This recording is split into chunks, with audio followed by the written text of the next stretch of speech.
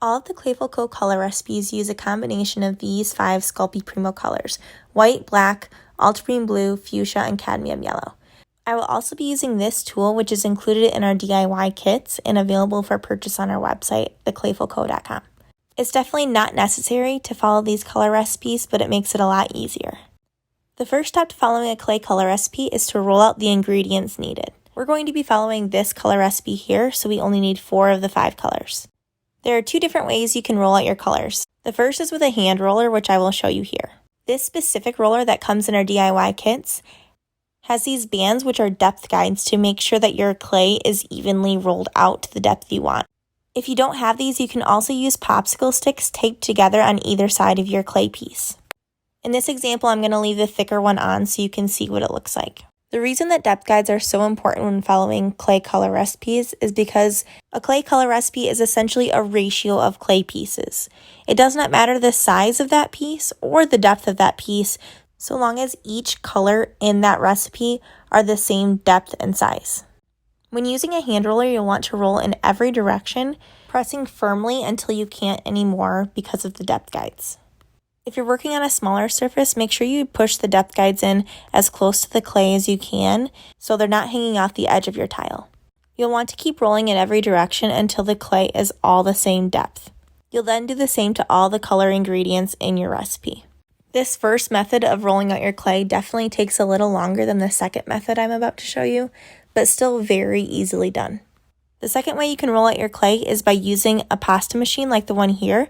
I use the Atlas 150, which is what I recommend, but there are several options out there. Like I mentioned before, the thickness that you use does not matter so long as all color ingredients in your recipe are rolled out at that same thickness.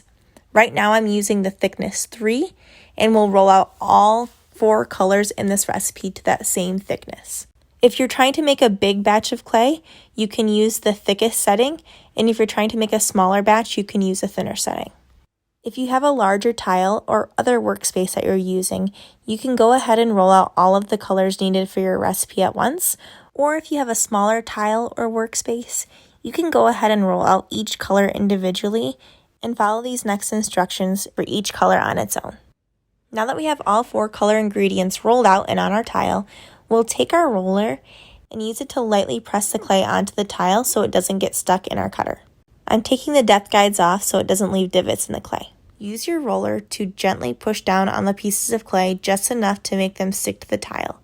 You'll want to make sure you're not pushing too hard and changing the depth of the clay that you just rolled out. You'll only need to do this if you're using a pasta machine to roll out your clay. If you're using the first method of using the hand roller with the depth guides, you can skip this step. Next, you'll want to grab a cutter. I prefer to use a square, and preferably this tool that we make at the Clayful Co. You can use any cutter you'd like though. You'll use your cutter to cut out the number of parts needed for your recipe.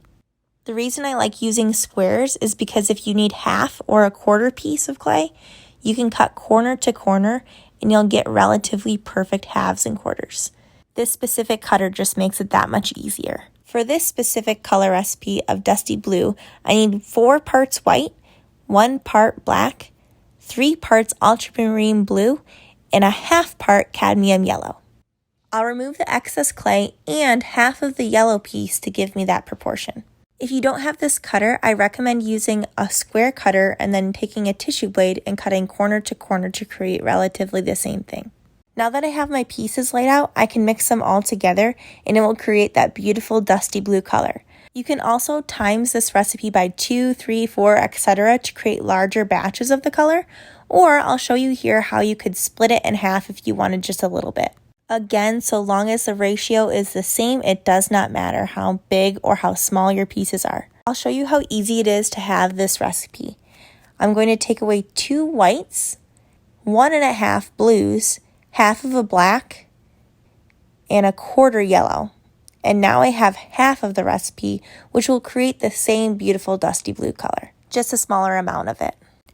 Once you have your clay proportioned out, just take it and mix it all together. There's really no right or wrong way to do this. If you have a pasta machine, just continually run it through the machine until it's mixed together, or you can also mix it by hand. Just roll it, squish it, knead it, etc. until the color is fully mixed. And that's how you follow a clay color recipe. For any questions, feel free to reach out to me via email at molly@theclayfulco.com. And if you're looking for this color recipe tool or any other clay tools, check out my website, theclayfulco.com.